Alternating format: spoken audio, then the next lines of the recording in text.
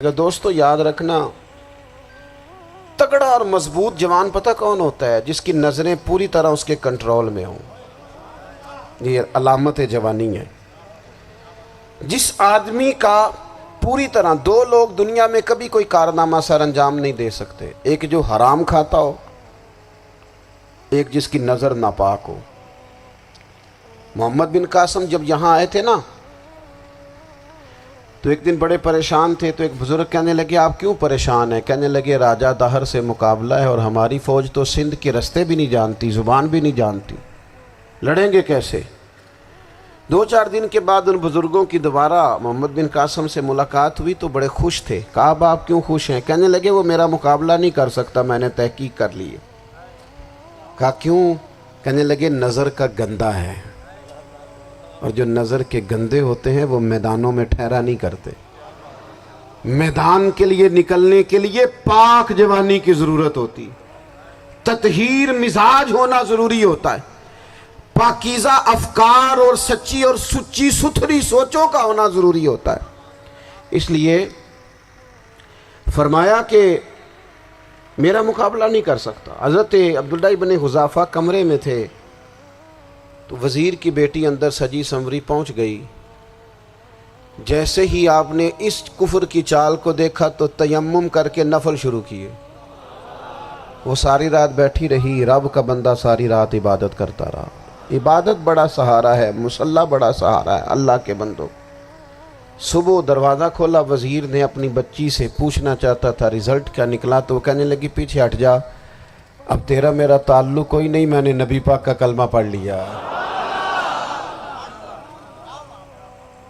اس نے کہا میں نے بھی زمانہ دیکھا ہے، پر یہ کیا لوگ ہیں، کستوری کے بنے ہوئے، سندل سے دھلے ہوئے، کہ میں ساری رات کمرے میں رہی اور 100 اور 1000 آدمی جس جوان کا مقابلہ نہ کر سکے، اتنا طاقتور جوان کمرے میں رہا اور اس نے نظر اٹھا کے نہ دیکھا۔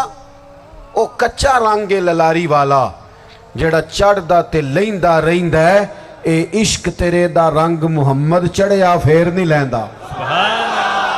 میں کہا ایک دفعہ نظر اٹھا کے نہیں دیکھا، کمال ہو گئی۔ اتنے بڑے لوگ، اتنی بڑی سعادت مندی، فیروز بختی، معاملہ فہمی حد ہو گئی۔ اللہ اکبر۔ دوستو بادشاہ جب پوری طرح ہار گیا نا، اس نے کہا مار دو۔ تیل گرم کیا ایک کڑاہی میں، اور جب آپ کو اس میں ڈالنے لگے تو آپ کی آنکھوں میں آنسو آ گئے۔ بادشاہ کا خیال ہوا شاید نرم ہو گئے ہیں، کہنے لگا روئے کیوں؟ فرمانے لگے سوچتا ہوں جان ہی ایک ہے، کتنا مزہ ہے اس کی راہ میں جان دینے کا، کتنی لذت ہے اس کے نام پر مرنے میں، کتنا لطف ہے۔ جے تو چڑھیا اتے دار بھی نہیں، تے جے تو وکیا عشق بازار بھی نہیں، تے ایڈا سستا سودا پیار بھی نہیں، تے ایڈا سستا لبدا یار بھی نہیں۔ کئی جنگل گانے پیندے نہیں، کئی دوزخ لنگنے پیندے نہیں، جے وہ اس ملوں بھی مل جاوے، ایدوں سستا ہور بپار بھی نہیں۔ تے کچھ سمجھ نہ آوے لوکاں نوں وہ کادے نال شہید کرے، ڈٹھی یار دے ہاتھ تلوار بھی نہیں، پر او دا خالی جاندہ وار بھی نہیں۔ کہنے لگے ایک جان ہے نا، تو دل کرتا ہے ہزاروں ہوتی تو ایک ایک کر کے محبوب کے نام پہ قربان کرتا، جب میرے پاس ہے ہی ایک، کروں کیا؟ حضرت عبداللہ ابن حذافہ رضی اللہ تعالیٰ عنہ جب روئے اور بادشاہ نے یہ بات سنی، تو بادشاہ اٹھ کے کھڑا ہو گیا، سارے وزیروں مشیروں کو کہنے لگا تم نے کہا تھا نا بندہ ضائع کرنے والا نہیں، یہ بھی ضائع کرنے والا نہیں۔ کہنے لگا میرا ماتھا چومو، تم جیسے لوگوں کو قتل نہیں کرنا چاہیے، آزاد کرنا چاہیے۔ عزیز اپنی زندگی سے نا یہ بہت زیادہ ہرس، ہوس، طمع، اور یہ کسی بات کی بھی ہو، ہرس صرف پیسوں کی نہیں ہوتی ہے، شہرت کی بھی ہوتی ہے، یہ بیماری انسان کو اقتدار کی بھی ہوتی ہے، تعریف کی بھی بیماری ہوتی ہے، یہ سارے نقص ہوتے ہیں لوگوں کو، اور معاذ اللہ بعض جبوں کبوں کے اندر بھی ہوتے ہیں، وہاں بھی پنپتے ہیں۔ اپنی زندگی جب تک اس سادگی میں نہیں لاؤ گے جو رسول پاک نے عطا فرمائی ہے، جب لوگ آسانیوں میں پوری طرح الجھ گئے تو پھر وہ دور ہوئے اور کفر چڑھ گیا۔ دوسری بات، اللہ کے محبوب صلی اللہ تعالی علیہ وسلم کی محبت ہم سے تقاضا کرتی ہے کہ ہم اس مشن کے لیے کام کریں جس مشن کے لیے رسول پاک نے کام فرمایا ہے۔ ہم سارے کام بڑے مضبوطی سے، سوچ سمجھ کے، تدبر سے، حکمت سے، تقاضوں کو مد نظر رکھتے ہوئے کرتے ہیں سارے کام۔ دین کے کام میں ہمارا مزاج نہیں ہوتا، او ہو جائے گا جی، آپ بسم اللہ پڑھیں جی، شروع کریں جی۔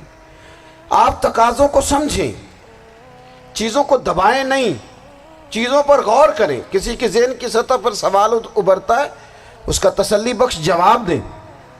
اپنی زندگی میں دین کے کام کے لیے اپنے آپ کو وقف کریں، اور دین کے کام کے بہت سارے پہلو ہیں۔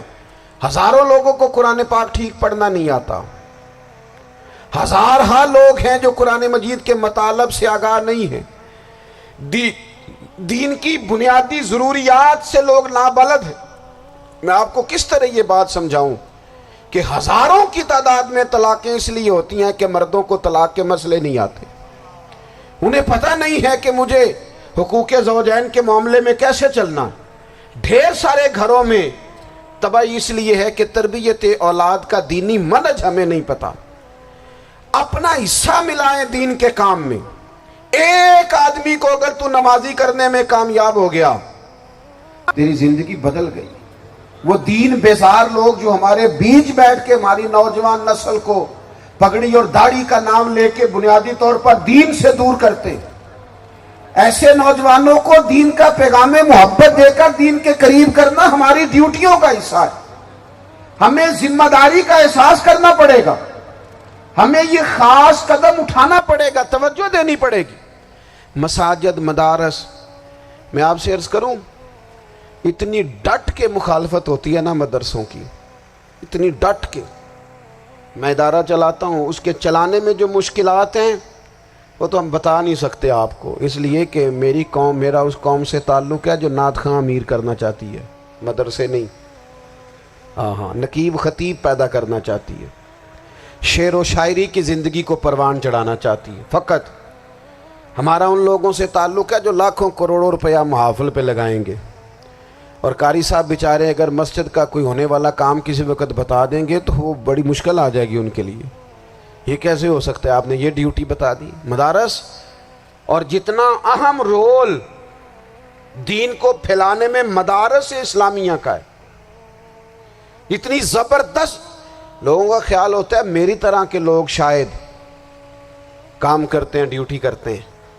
یہ 10-15 لوگ آپ کو نظر آتے ہیں جو آپ کو کہیں میڈیا پر یا ادھر ادھر ڈیوٹی کرتے، مخلص لوگ اپنی جگہ پہ، وہ بھی بڑا ہی کام کر رہے ہیں، جو میڈیا پہ آ کے بھی اخلاص سے اور درد دل سے کو دین کی، ان کی بھی کسی بات کی حوصلہ شکنی نہیں۔ لیکن ہزارہا اساتذہ جو مدارس میں بیٹھ کے پڑھاتے ہیں، جنہوں نے وہ سارے لوگ تیار، آپ سمجھ نہیں سکتے کتنا بڑا کام۔ حفظ کا استاد جو ہوتا ہے نا، اس کی ڈیوٹی 24 گھنٹے ہوتی ہے، فجر سے پہلے، اور اس نے بچوں کو اٹھانا۔ تنخواہ تو ہم انہیں دینا نہیں نہ چاہتے جی، تنخواہ نہیں دے دی انہوں نے، ہمیں مولوی امیر نہ ہو جانا۔